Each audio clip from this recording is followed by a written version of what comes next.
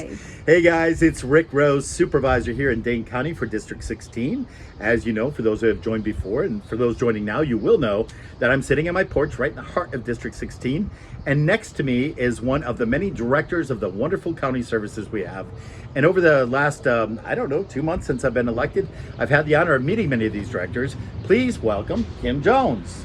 Hi, thanks so much. I'm glad to be here. I love talking about our airport. I'm very proud of it. And so whatever you want to know, just tell me.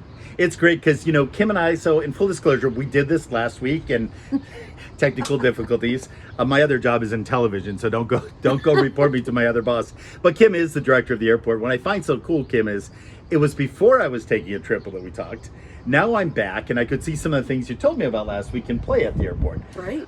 Just to back up a little bit, guys, I'm a history buff and I studied up about the Dane County Airport. It goes back to the beginning of the last century when it was, my understanding was like a cabbage field for a local sauerkraut company when the county bought the land. It's also been a works project under President Roosevelt. Yes. It's been taken over as an Air Force base or an air base at one point. Yes. And we still have a connection to the military. Absolutely. We have both the Air National Guard and the Army National Guard. And when you reference the Works Project, we actually have a 1938 era stone hangar still that is being utilized by our fixed base operator, which is Wisconsin Aviation. And so it's very historic. It was built under that program. So is that where that good restaurant is? Yes, That's out of the field. Everyone talks about that. The Jet Room. The Jet Room, guys. If you haven't been, go. It's open to the public. Yes, destination restaurant. Oh, I didn't realize that was from that. So there's a lot of rich history there, but I want to cut to the beginning of this century, the first quarter of this century. That's right, we've been a quarter into this century, and all the good things happening at the airport today. Tell me, top of mind, what's important to you, Kim, and how does this make us a better county to live in? Okay, so an airport is an economic driver for any community, and it's important for us to have those connections here in Dane County. And the more direct service and flights that we can have to nonstop destinations, the better it is for the community. It makes it very easy to have one-stop service to anywhere in the world almost, which is a key thing for a community. It provides better schedules for everybody. And airports, besides being economic drivers, my passion with airports is that everybody is there for a reason. Everybody has a story. And sometimes we're very privileged to be able to hear those stories from people. They're often very sad, sometimes they're very happy and exciting, and we get to share a little bit in that person's life. So, and whether we hear the story or not, we know that it's there and we're part of the backstory. That's awesome. It is, as you say, a microcosm of a community. We're talking about things like people being able to fly to propose to someone, or conversely, someone able to go, have that ability to be when someone's in the hospital within a record amount of time. And I will applaud you. Where I lived before in Louisiana, it would have taken me like 15 hours to get to see my mom. Now in Dane County, I could be on a flight and see her in no time. Let me tell you this too, a few other supervisors and I were fortunate to go to Denver last week to the National Association of Counties. Of course, we flew from Dane County, 2 hours, guys, nonstop. It was a beautiful flight. Part of our fun though was being in the airport. Absolutely. We try to have as many amenities as possible. We have fantastic food. We look at local concepts when we work with our national concessionaires.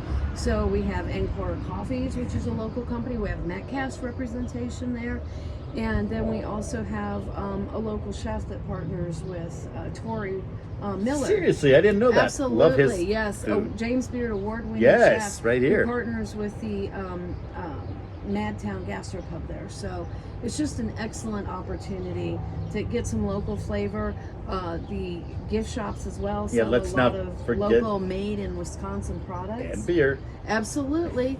The Spotted Cow is one of the top sellers. It's one of the top locations selling the beer as well. Is that right? You heard it here, guys. So often I'm at Woodman's or wherever buying my Spotted Cow to fly with, put it in the bag before I get through. And I realize I don't have to do that. I can just buy it once I'm through security. Absolutely. And put it on the plane and have, first thing I hand my friends when I go there, go, I think they like seeing the Spotted Cow more than me. Yeah, probably so. Yeah, they really, really do. Now, when we were there's some road work going on. Could you please explain to people why the road work's happening and maybe give us a timeline for when that's going to be finished? Sure. We hope to have that done around the September, October time frame, depending on weather.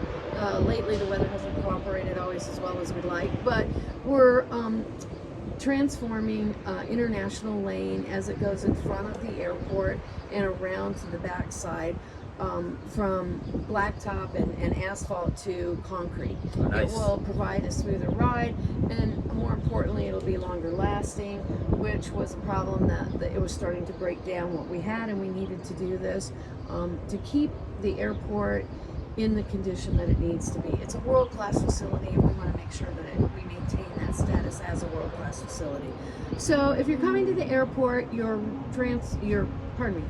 route will be a little bit different. You'll drop off and pick people up actually in the first floor of the parking ramp.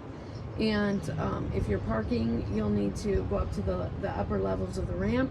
It's all very clearly marked. We have staff. There were people out there directing us that morning. It was awesome. Yeah. And then my friend picked me up, and he was right there and waved to me, and we got right in the car and left. Absolutely. Yeah. And then you'll also see our terminal expansion. We're adding 3 new gates. We're actually adding 6 gates, but we're removing 3 old gates. This will provide for growth well into the future and for the recovery still that is pending out there from the pandemic. That's great. Now, I could talk about economics of it. Did we benefit from ARPA money and things at the airport, or is that? Absolutely.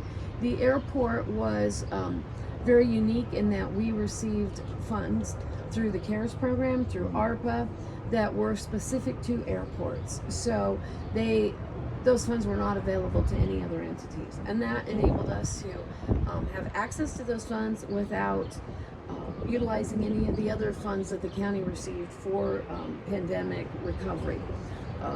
In some cases, we shared those funds with our concessionaires to help them. They're still in a recovery mode as well. It's very difficult. They're trying to find staff and get their concepts reopened. We still have one pre-security that is not reopened, unfortunately, and limited hours on some of those that are post-security. It's a real challenge. Yeah, it is. And we talked a lot at this conference we're at, speaking now as a supervisor, about the sustainability of the ARPA money. I was fortunate, Kim, actually, the gentleman that runs ARPA under the current president, he worked for 3 different presidents. He's never done this before. His name is Gene. He gave us his email address and everything because he cares. So Yes. What is the sustainability look like for the Dane County Airport? Do you see it growing? Is there a long-range plan, so to speak? We absolutely have long-range plans, and we definitely see it growing. I'm probably one of the most optimistic people you'll ever meet, and I think we're going to continue to grow and far surpass where we were. I think it's a little bit slower. Pre-pandemic, 60% of our travelers were business travelers, and we're seeing that dynamic change. Yeah. But those leisure travelers now, a lot of them were people who had never flown by air, and traveled that way with their families and so forth, and I think we'll continue to see that grow and maintain its level, as well as the business travelers coming back. We have several local business partners that we stay in contact with. We know that they're planning events and meetings and conferences, so we're really excited about that. Well, it's great. One of the supervisors we flew with, and I know you had the pleasure of meeting Supervisor Husselman when she came to visit at the airport. She had a great flight. It was uneventful. It was her first time on an airplane. She'd be the first to tell you, and it was really great. One of those many stories that take place in an airport. But I will say this, no matter what, I know you guys will, because it is Wisconsin, it's Dane County, keep that incredibly intimate quality of the airport, the comfortable chairs, the cow figures, like everyone that I've had visit me, Kim, I'm not kidding, that goes through that airport is like, that is and I mean this sincerely, they're like, that is the best airport I've ever flown through. So. Oh, thank you. I'm so glad that people feel that way, because I want us to be a good representation of our community, and it's very important that we're accessible to everybody, regardless of what your needs are, whether it's a family with children or persons with special needs. We just want to make sure that we can be there for you and provide the best experience possible. I appreciate that, and I'd like to wrap everything up. I will invite you back here. I may take the show on the road. Absolutely. And we can go eat at that restaurant or one that's in the main airport. But how can people reach you? How can they keep up to date on what's going on? So 2 things. How can you reach one of the directors? And then secondly, how can we just quickly see updates on the road work and the runway work? Sure. So our website is msnairport.com. Again, M as in Mr. S as in Sally. Sam or Oh, Sally. there you go. And N as in Nancy. There you go. Airport.com. We have an excellent website. It has a lot of information. And there are a couple controversial issues out there. You know, the elephants in the room, so to speak, the F-35s and PFAS, noise in general, things like that. We have updates on our website for that. We want to keep it as engaged with the community as possible. And then as far as reaching me, I am available. I have an open door policy. My direct line is 608-246-3390. Feel free to give me a call. Or my email is jones.kimberly@msnairport.com. Yes, and you can write me at rose.rick@countyofdane, I think, Yes, .com. Dane. Between us, we'll get it together. But yeah, I go like this, because talk about accessibility. One of my big tenets of running for this position was to let people know what county government can do for you and how accessible it is. Before this, says that working with the folks that work in aging, and everywhere I go, it's just that wonder of just reaching out and working as a community. So Kim, thank you for being here today. You know how to find Kim. Please enjoy the airport, and thank you. And thank you for hosting this. Thanks, guys. Bye.